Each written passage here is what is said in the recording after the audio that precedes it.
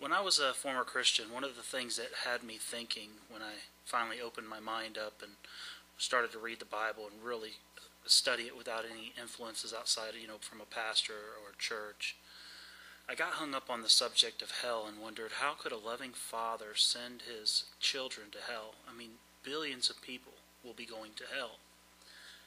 And I went to the Christian websites and Facebook and different things and chatted with people, and the most common answer I got was that God doesn't send you to hell, that you send yourself to hell. And I thought, at first, that sort of makes sense, but technically it doesn't. I mean, it took me about, 2.5 seconds to say that makes no sense. So the question is, if you're a Christian, do you believe God sends us to hell, or we send ourselves to hell? The argument that I got was, if you refuse Jesus Christ as your Lord and Savior, you don't accept God as your God or whatever, and you follow some other faith or whatever, He's actually given you a choice. And if you choose not to follow Him, then you, by making that choice, are choosing to go to hell yourself. It's your choice. God doesn't send anybody there. You send yourself there. Having said that, so the question is, do you send yourself to hell? I'm going to give you a short story here. We're going to pick up here in a minute. And just follow through the story, and you tell me if that logic makes sense.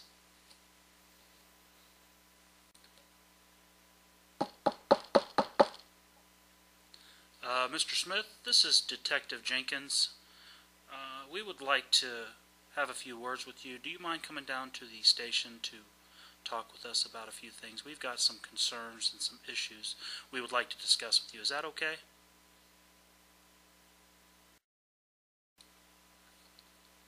Mr. Smith, I want you to repeat what you just said.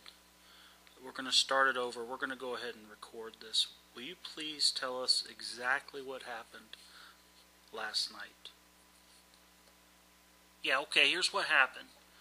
I was at a singles event.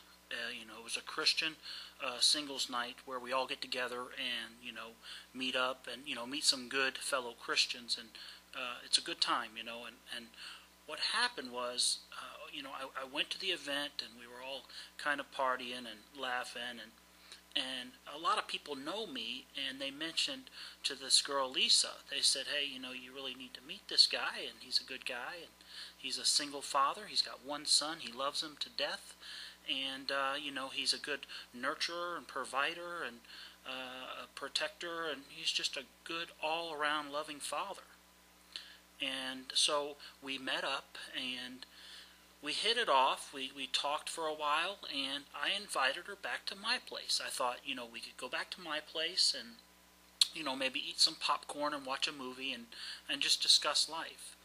And, as we were talking, I told her a little bit about my past, and there's some things that happened, some things that might freak people out, I killed people and did stuff, but that's besides the point. I'm a good person.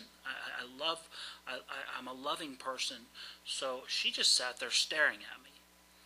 And then I basically told her, look, regardless, the reason I invited you here was because I love you, and I want you to love me too. And what I'm saying is I want you to marry me. I would like you to go ahead and marry me.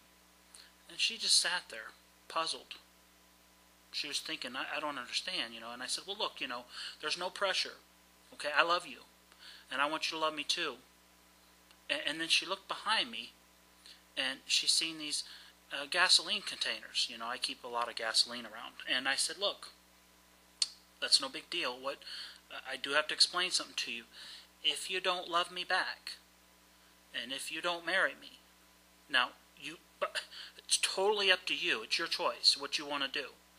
But if you don't marry me, then I'm going to light you on fire and burn you to death. Now, at first, she looked at me and was like, I don't know what to... So she's just staring at me, and I'm like, look, it's totally up to you. No pressure. I love you. And I want you to be with me. I want to be with you, and I want you to love me, and but it's totally up to you. You can marry me, or I can well, I can burn you to death. And she just stared at me and she started to leave. She said, no, I can't do this. This is ridiculous. You're threatening me. You're telling me to love you or you're going to burn me to death.